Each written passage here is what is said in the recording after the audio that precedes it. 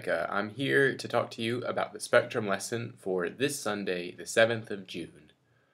All term, we've been hearing stories about how God's love is for everybody, and those have been from the New Testament.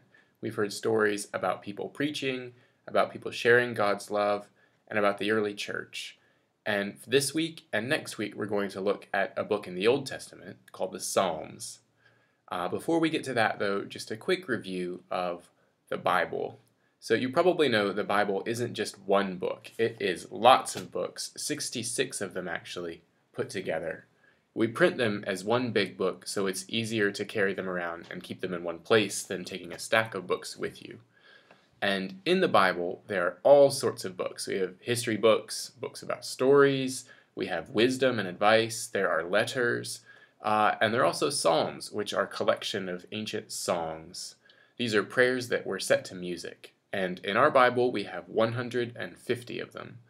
And the Psalms cover all sorts of feelings. There are marching psalms, which were sung by pilgrims going on journeys. There are stretching songs that were for people longing to know more about God. There are shrinking songs that talk about being lonely and despairing. There are joining in songs to sing with other people. There are whispering songs that talk about quiet prayer. There are shouting songs that are over-the-top praise to God. And they're resting songs, songs about trust in God. Think of the 23rd Psalm.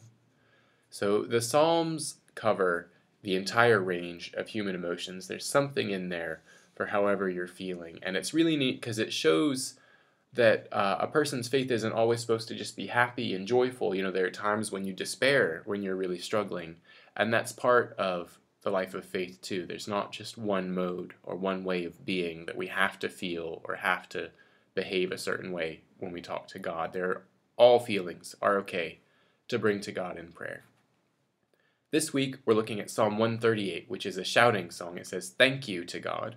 And we're going to read this upstairs in the church. And when you come downstairs, there are a few activities we'll do to reinforce the message of this psalm. As usual, our classroom is set up with a sharing circle on one side and the 4 tables on the other side, and this is where you'll be doing your postcard activity later. The first is a rearranging relay. So after you've done your check-in where you talk about kind of the high and low of the week with the kids as you sit in a circle and you've collected the offering, split them into teams of 4 and have them stand single file on one side of the room.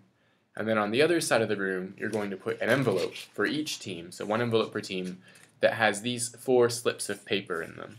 And at your signal, the kids will run relay style, one at a time, collecting the 4 strips of paper from their team's envelope. And once they have all 4 strips of paper, they need to put them in the correct order. And you can do that with them once they're all finished.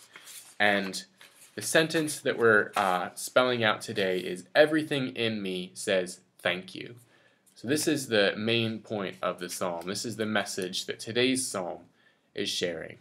And once you've looked at that, why don't you read out the psalm again for the kids and ask them to listen to what sort of things this person is saying thank you for.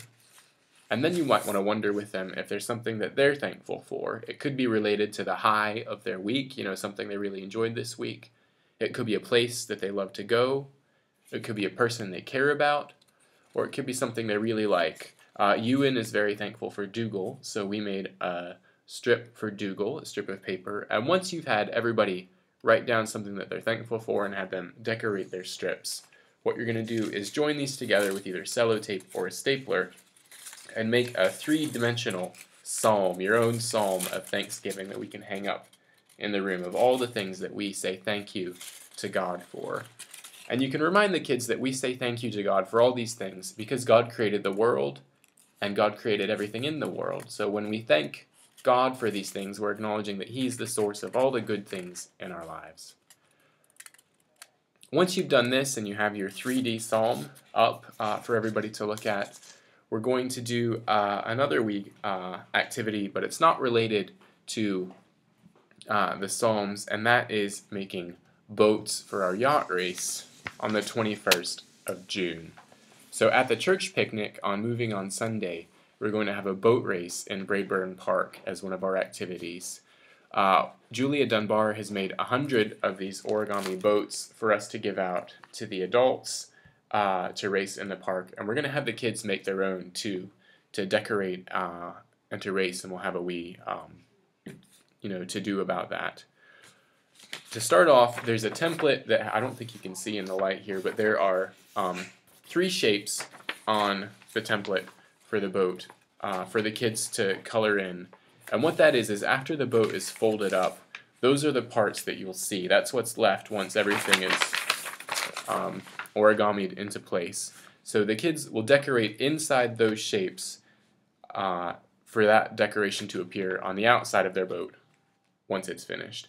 And in the notes that I sent you for this week's lesson, there is a link to a YouTube video of how to make one of these boats. There's a template and a diagram that I'll email along with this week's lesson plan. But for me, I really do it. It works best for me if I watch a video and try and repeat it. And you'll probably need to do that with the kids, to sit down with them and do kind of one fold at a time, that they can all copy you doing this fold, and then they can all copy you doing this fold. And that's the way to go. Take your time with it. Make sure they'll have a chance to decorate their boats before they start folding. And if they don't finish this week, that's okay. We can keep working on them next week. There will be plenty of time for that. If the kids are really energetic, or if you have more time after you complete these activities, there are a few games at the end of the lesson plan, and you can look at those. The dodgeball, scatterball one is always good. The shoe game is really fun for the younger kids.